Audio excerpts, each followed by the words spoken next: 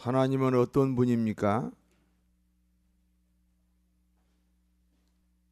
내가 뭐라고 그랬죠? 예, 하나님이 어떤 분이냐고요.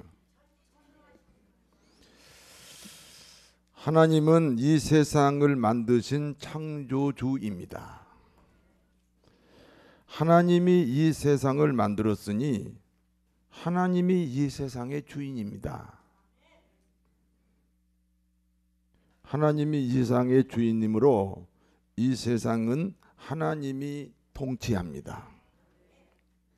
그러므로 하나님이 만든 모든 피조세계는 하나님께 영광을 올립니다.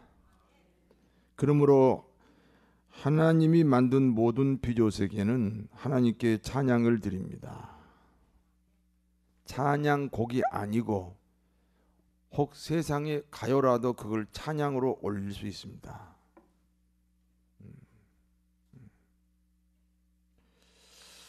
봄이 되면 새싹이 나오고 꽃이 피고, 여름이면 숲이 우거지고 새들이 노래하고, 가을이면 단풍이 들고 오곡백과가 무르익고, 겨울에는 눈이 오고 북풍이 몰아치는 이 모든 자연 현상이 하나님을 찬양하는 것입니다. 여러분, 낙엽이 우수수수 떨어지는 걸 보고 이 낙엽이 우수수 떨어지는 것이 그게 하나님을 찬양하는 거잖아요. 그냥 낙엽이 떨어지는 거예요? 참 아름다워라 주님의 세계. 수도비요. 참 아름다워라 뭐요? 교회의 세계가 아니에요. 하나님 만든, 불신자는 하나님이 안 만들었어요? 참 아름다워라 주님의 세계는 저 솔로몬의 옷보다 더 고운 백합화. 주 찬송하는 듯 저 맑은 새소리 내 아버지의 지으신 그 솜씨 깊도다. 문제는 우리가 찬양하는 그 하나님은 사람의 이성으로 이해할 수 있는 분이 아닙니다.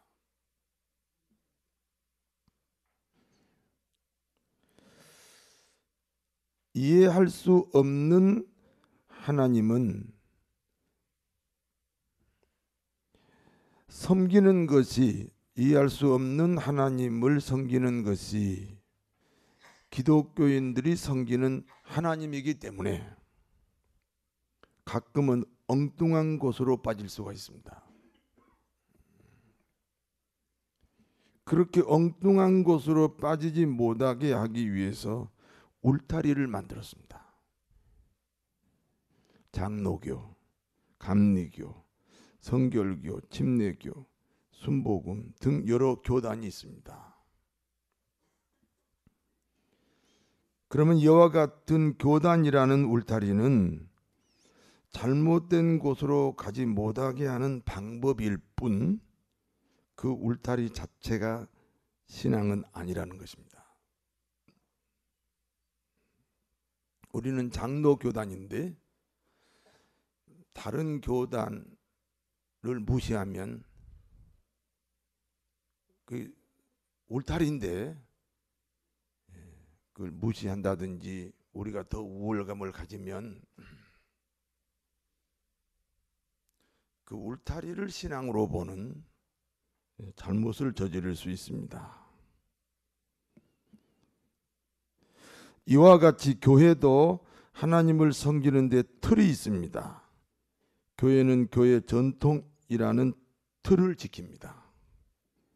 교회 전통이라는 틀을 지키는 것은 내 신앙을 보호받기 위한 울타리 역할입니다.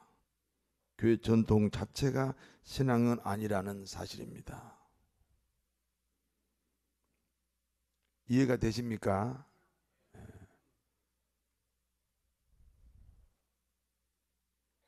주일날에는 교인들은 반드시 어디를 갑니까? 여러분 교회 왔잖아요. 이 자체는 신앙이 아니에요. 이건 울타리요. 여러분 진짜 신앙을 주일날 교회에 와야 지키는 거예요. 보호받는 거예요. 그러면 신앙은 무엇입니까? 하나님은 창조주시다. 하나님은 창조주시니 인간의 주인이시다. 하나님은 인간의 주인이시니 하나님이 인간을 통치하신다. 이것이 신앙입니다.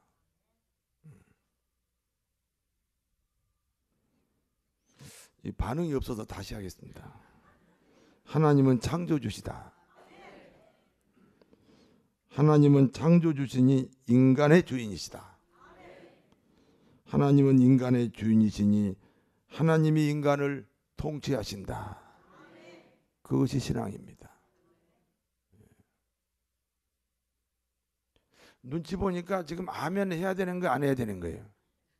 그게 지금 하나님이 통치하는 거예요. 아멘 하라는 통치요. 근데 굳이 안 하잖아요.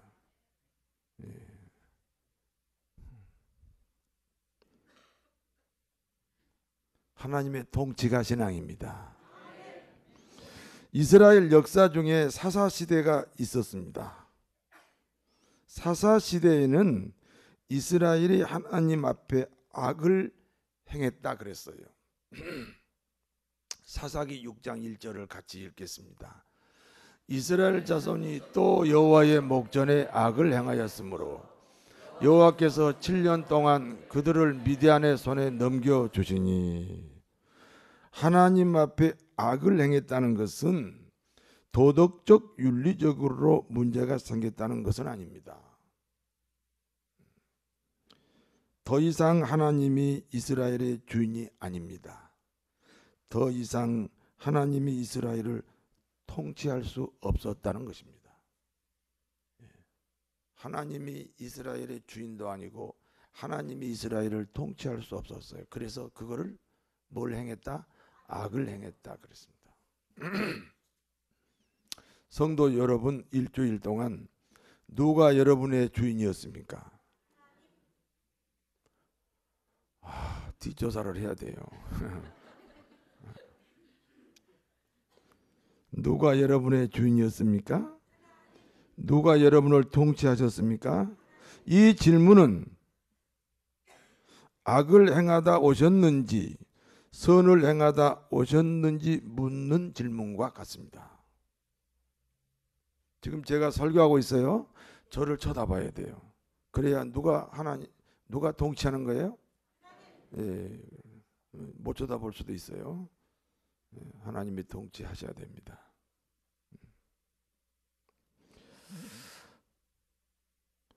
이스라엘이 하나님의 통치를 거절함으로 다른 통치가 찾아왔습니다. 미디안이라는 나라가 쳐들어왔습니다.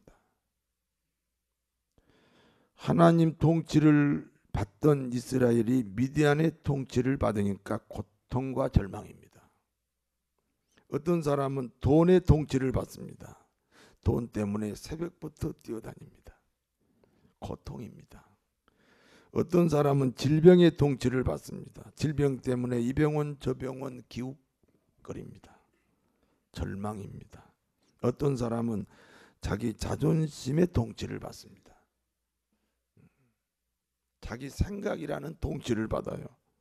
결과는 상처만 남습니다. 자존심의 통치를 받지 않아야 자존심이 세워집니다.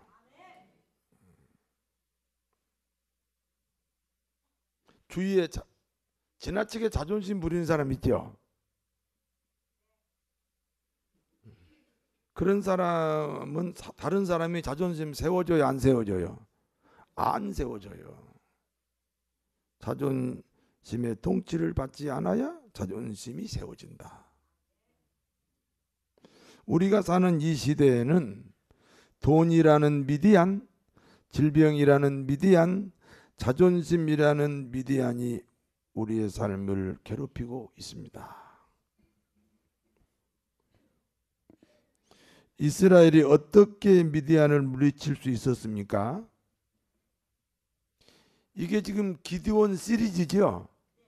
지난번에 설교를 들은 사람은 그냥 이해가 돼요. 물론 잊어버린 은사가 있긴 하지만 기드온 300용사가 미디안 진영으로 갔습니다.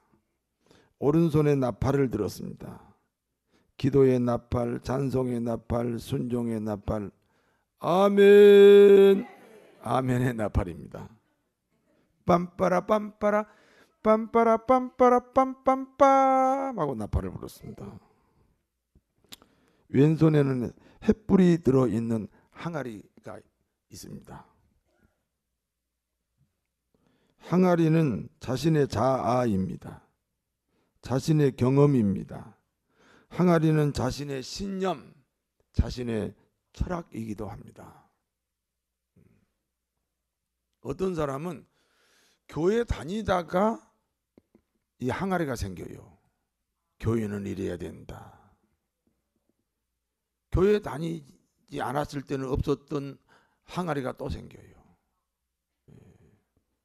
여러분, 예수 믿는다는 말이 무슨 말이에요? 선택이 아니에요.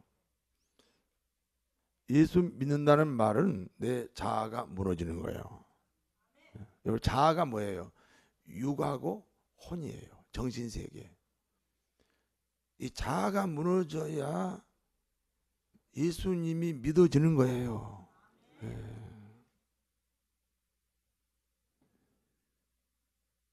왼손에 횃불이 들어있는 항아리를 자아라는 항아리, 자신의 경험이라는 항아리, 자신의 신념, 철학이라는 항아리를 깨뜨렸습니다. 항아리를 깨뜨리니 그 안에 횃불이 나왔습니다. 횃불은 성령입니다. 누구든지 예수를 믿으면 그 안에 성령이 계십니다. 성령이 아니고서는 예수를 믿을 수가 없어요. 한번 따라서 하세요. 나는 예수님을 믿습니다. 그러면 여러분 안에 이미 뭐가 와 있어요? 성령이 와 계신 것입니다.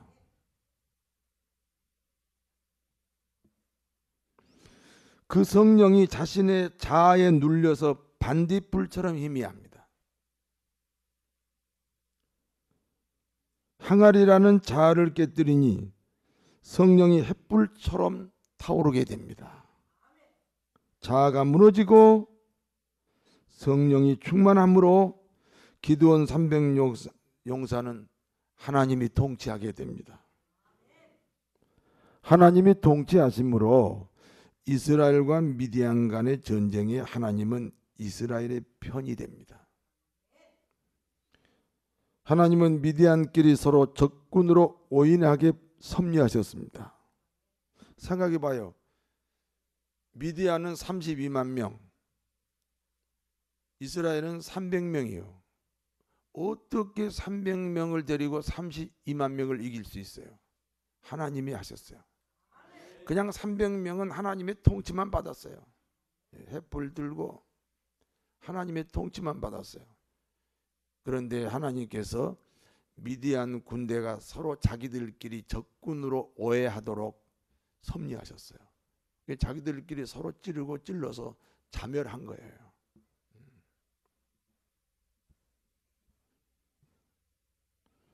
여러분, 이 땅에서 복을 받기를 원합니다. 그러면 하나님이 나를 통치하셔야 돼요. 여러분, 영화 보는 거 재밌지요? 연속극 보는 것도 재밌지요? 내 인생을 내가 구경하는 거예요. 아, 하나님이 나를 어떻게 축복하시는가. 내가 내 인생을 마치 영화 한 편처럼 구경하는 거예요. 기드온 300용사가 그랬어요. 기드온 300용사는요 하나님의 통치만 받았다니까요. 그런데 32만 명을 이겼다니까요. 칼도 쓰지 않았어요. 활도 쓰지 않았어요. 창도 쓰지 않았어요. 세상 방법이 아니에요.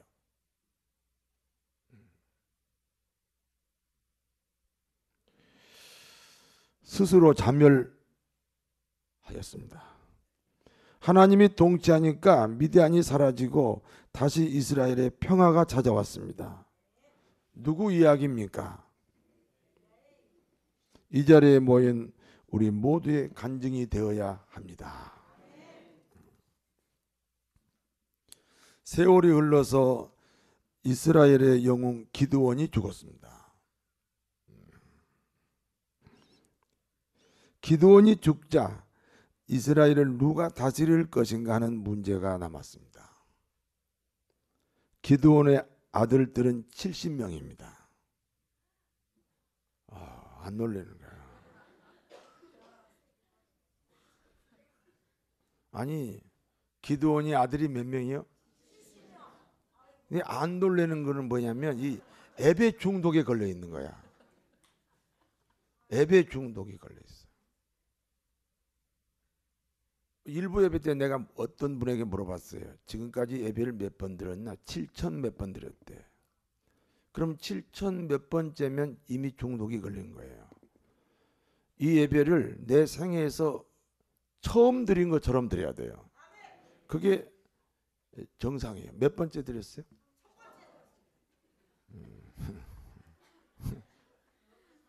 집에 갇히면 부부끼리 처음 만난 사람처럼 만나야 돼요. 그래야 떨리고 전기가 왔다 갔다 하지. 세상에 30년을 보던 사람하고 어떻게 살아요? 50년.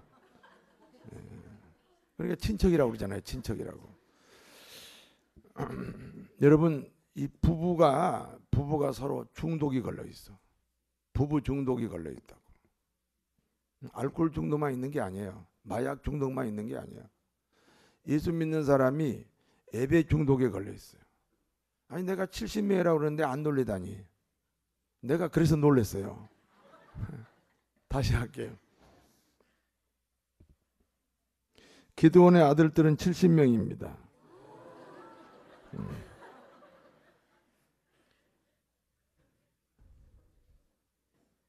기드온 70명의 아들들 중에 아비멜렉이라는 아들이 있습니다.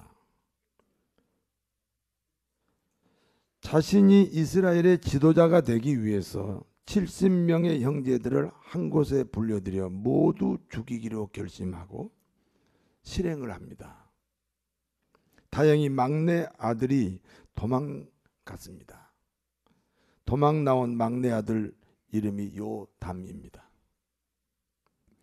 자기 형제 68명을 죽인 덕분에 아비멜렉은 이스라엘의 왕이 되었습니다. 세상 역사는 언제나 힘이 정이라는 사실입니다.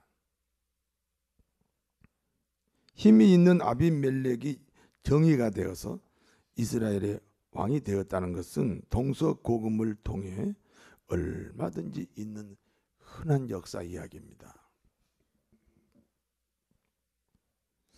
살아남은 기드온의 막내 아들 요담은 아비멜렉이 이스라엘의 왕이 되었다는 소식을 듣게 됩니다. 요담은 세겜에 있는 그리심산 꼭대기에 올라가서 사람들에게 일장 연설을 합니다. 오늘 본문은 그 연설 내용입니다. 하루는 나무들이 감람나무에게 우리들의 왕이 되라 하였다.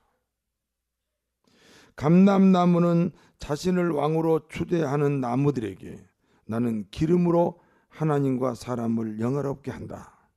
내가 어찌 그 기름을 버리고 다른 나무들 위에 우쭐대겠느냐. 감람나무는 자신이 가진 은사가 왕이 되는 것보다 더 귀하다는 것입니다. 그래서 거절했습니다.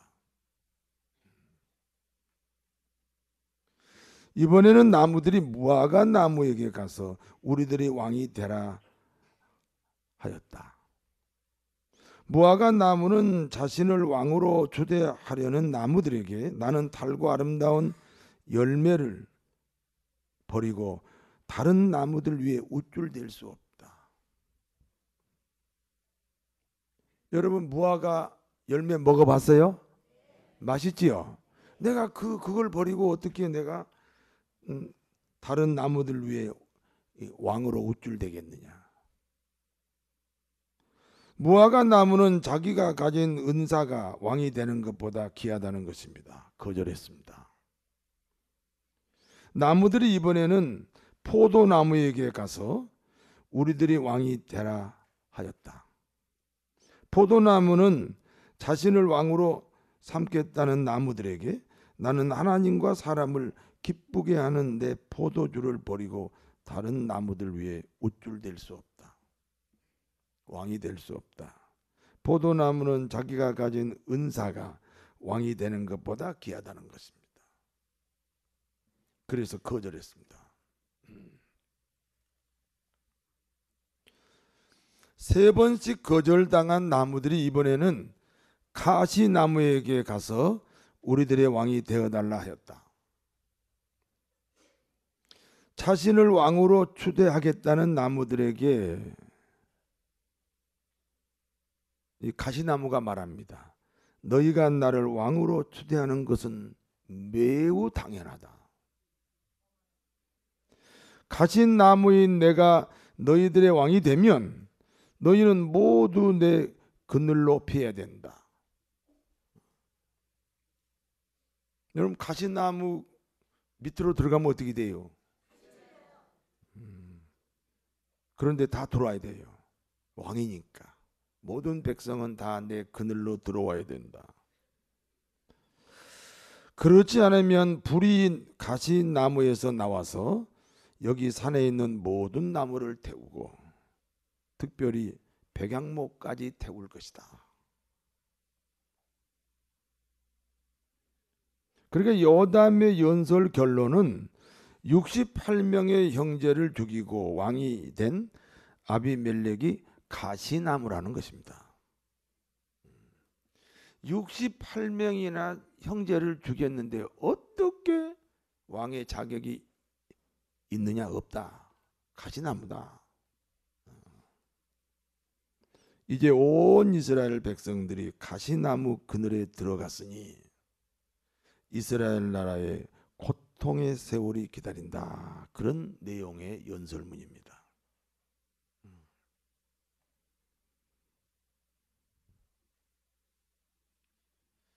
오늘 본문이 주는 교훈입니다. 한번 따라서 하세요. 은사가 직분보다 귀하다.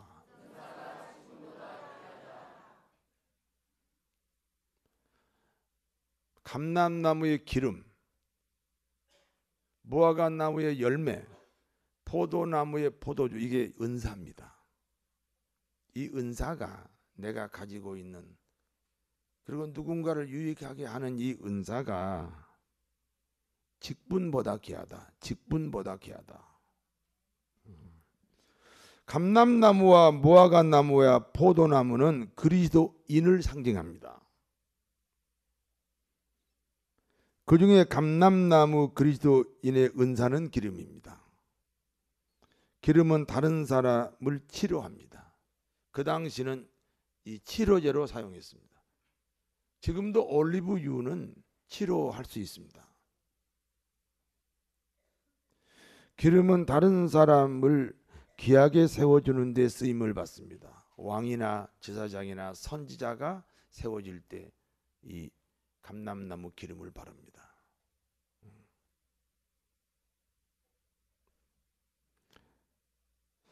사람들에게 드러나지 않을 수 있습니다. 그러나 하나님이 주신 기름이니까 그 기름 때문에 사람이 세운 임금의 자리를 거절했다는 겁니다. 여러분, 하나님이 주신 게 귀해요? 사람이 준 게 더 귀해요?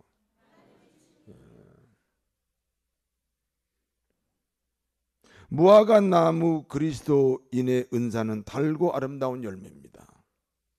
무화과 나무는 자기 열매로 다른 사람을 행복하게 합니다. 무화과 나무는 자기 열매로 다른 사람을 배부르게 합니다.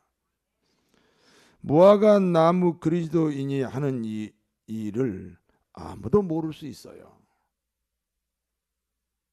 그러나 하나님이 주셨습니다. 당연히 세상 임금보다 귀한 사명입니다. 포도나무 그리스도인의 은사는 포도주입니다. 포도주는 기쁨입니다. 모든 잔치에 빠져서는 안 되는 음식입니다. 다른 사람과의 평화를 유지할 때 사용합니다. 이 일은 사람들에게 유명해지는 일은 아닙니다. 그러나 하나님이 주신 은사입니다. 임금의 자리를 거절할 만큼 귀한 사명입니다. 귀한 역할입니다. 가시나무와 엉겅퀴는 불신자를 상징합니다. 관상수는 아름다운 모습으로 봉사하고, 과실수는 열매로 봉사하고, 제목은 집을 짓는 데 사용됩니다. 가시나무는 땅만 차지하고 나무를 찌르기나 합니다. 그런데 그 가시나무가 왕이 되면 어떻게 되겠습니까?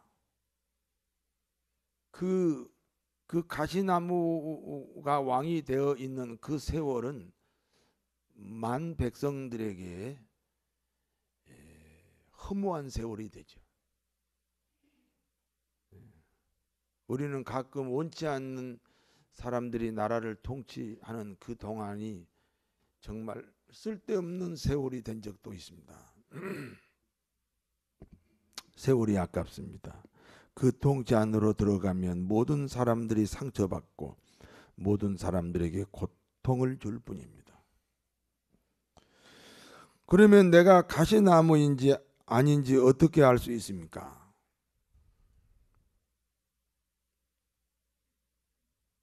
그러면 아니라 그러지 마시고, 평소에 누군가에게 유익을 주고 있었는지, 유익을 주지 않았는지 생각해야 됩니다. 아무 유익도 주지 않고 직분만 고집하면 그 직분은 감투가 되는 겁니다.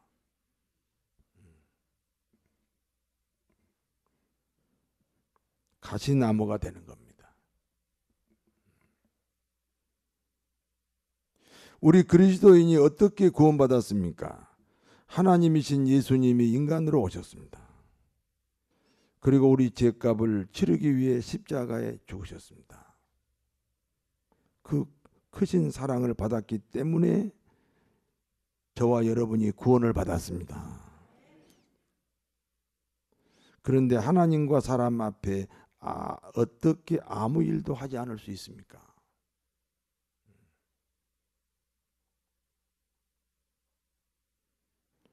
아무 일도 하지 않고 어떻게 직분에만 관심이 있을 수 있습니까? 먼저 자신을 살펴보고 직분이 감토가 되지 않기를 바랍니다.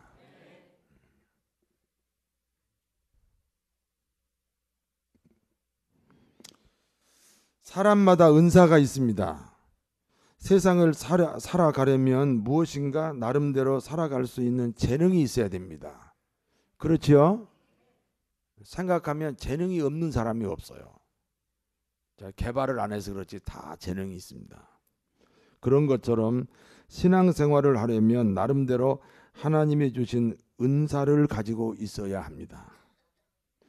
하나님은 아무 목적 없이 자기 아들을 십자가에 내어 주시지 않았습니다. 그 엄청난 희생을 치르시고 우리를 구원하실 때는 하나님 자신의 목적이 있다는 뜻입니다. 그러므로 예수 믿는다면 반드시 하나님이 주신 은사가 있습니다. 다시 말해서 은사가 있어야 구원받은 신자라는 뜻이기도 합니다. 자신이 가진 은사의 유무로 내가 어떤 나무인지를 스스로 점검해야 합니다.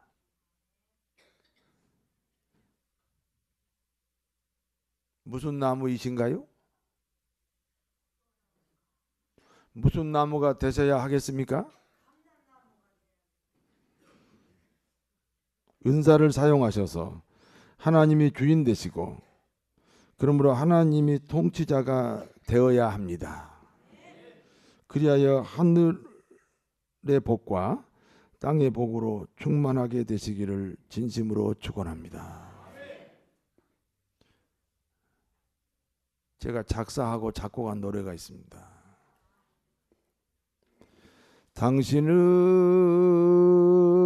당신은 누구시길래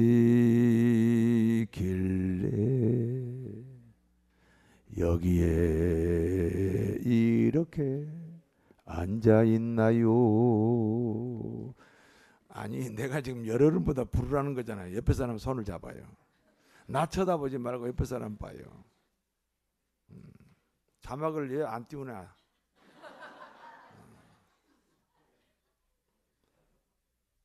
옆에 사람 보고 있어요? 이제 불러요. 당신은 누구시길래 여기에 이렇게 앉아 있나요? 기도하겠습니다. 아니, 박수 칠 일이 아니요. 자기를 바라보라니까요. 하나님, 가시나무는 아니기를 원합니다. 감람나무거나 무화과나무거나 포도나무로 행복한 그리스도인으로 살아가게 하옵소서. 예수님 이름으로 기도하옵나이다.